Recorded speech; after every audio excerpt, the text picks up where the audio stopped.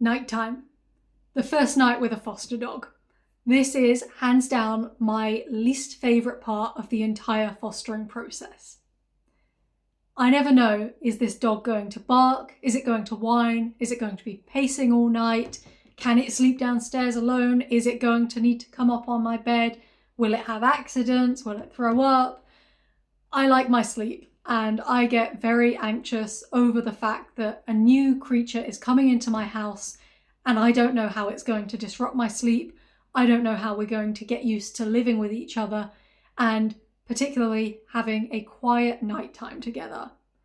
So I've developed something of a routine to try and get these foster dogs used to the idea of sleeping properly on the first night, or if not the first night, then at least making them more comfortable over the next few days so that we quite quickly return to harmony in the house where I am able to sleep, which means I'm able to more effectively look after the dog. So I like to think that the first night starts from the first moment that the dog arrives at your house.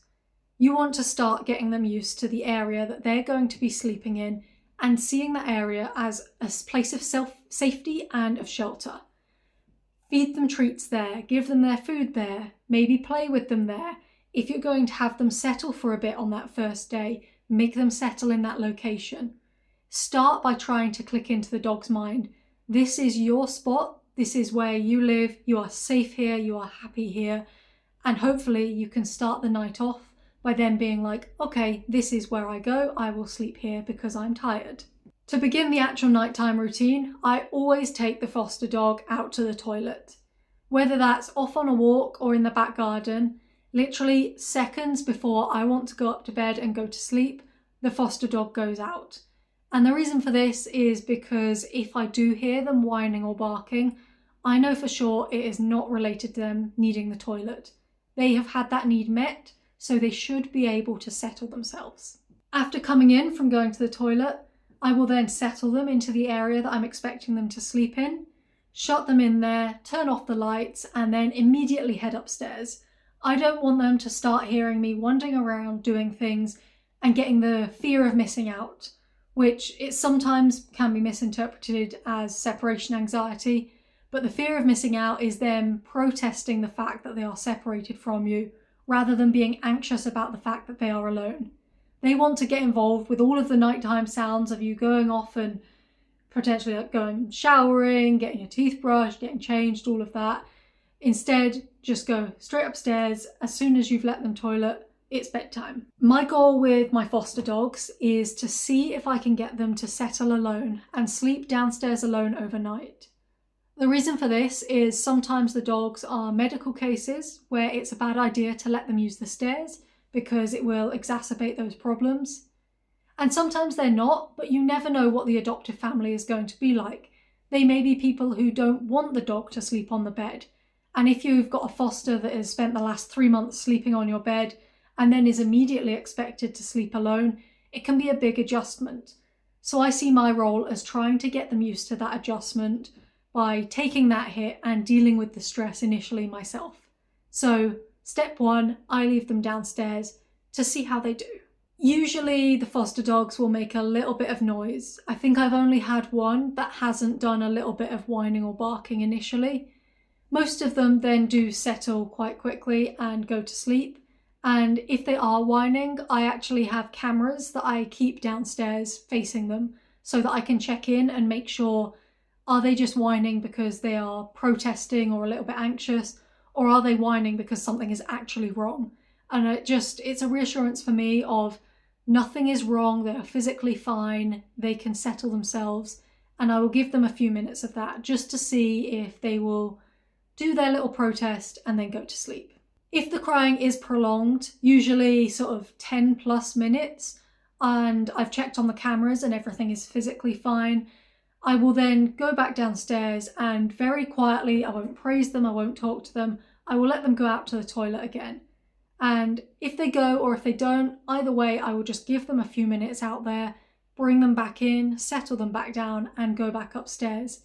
It's sort of a way to signal, okay, if you are really stressed out and need me, I will come, I will let you go out to meet your needs, but this isn't playtime, this isn't a reward fun time, This is just strictly business. We go out, we come back in, we're going to sleep. It's if that crying continues multiple times, even though I've let them out a few times, they've been to the toilet, everything is physically fine, they've had water, their needs are met, and they won't sleep alone downstairs, that's when I start to get stressed. And I try really not to and try and just breathe through it and figure things out. But like I say, this for me is the worst part about fostering, this first night, because I just never know what to expect. And at this stage, if the crying is continuing, I don't want the dog to get overly stressed, and I also have my neighbours to think about. So I try and switch up my strategy. And this is either a case of, so for a little senior terrier that I had, I don't think they had ever slept alone before. So for that dog, I brought them upstairs and let them sleep on my bed. And we never actually got to a point where they were okay sleeping separate from me. They were a very old dog, very used to their routine, and they had to sleep curled up next to me. Not even a crate next to the bed worked for that dog.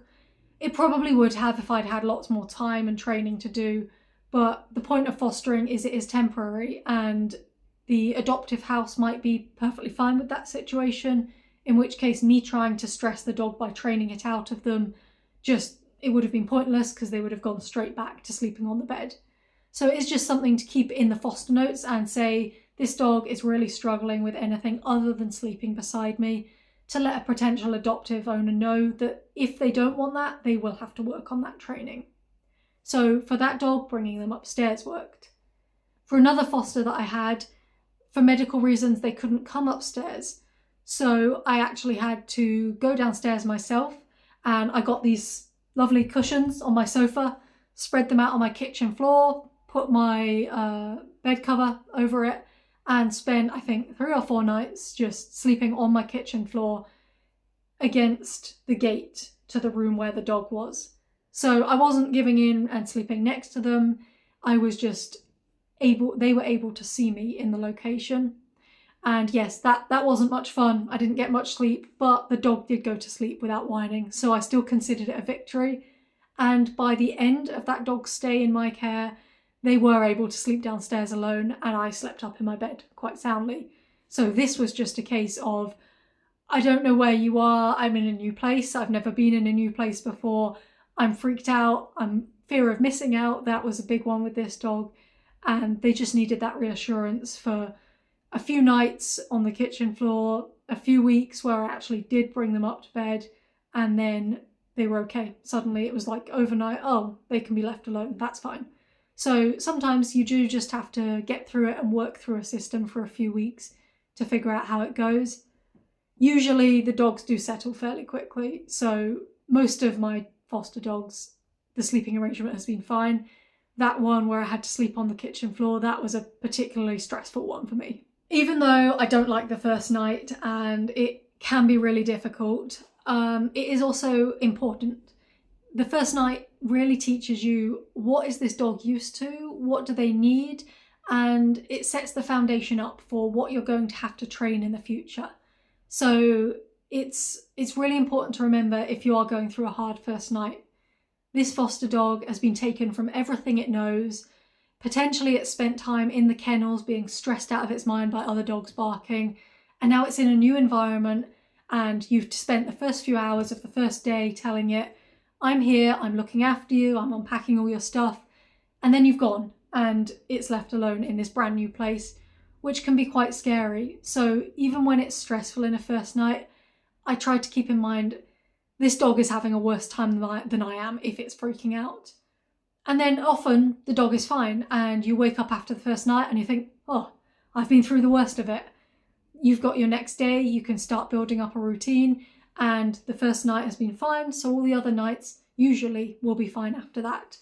So it is really just a case of stick with it. Sometimes it's hard, but you can get through it, and the dog will be so much better for it as well. If you like this video and want more like it, then make sure to click the like button because it lets me know which types of videos I should keep making.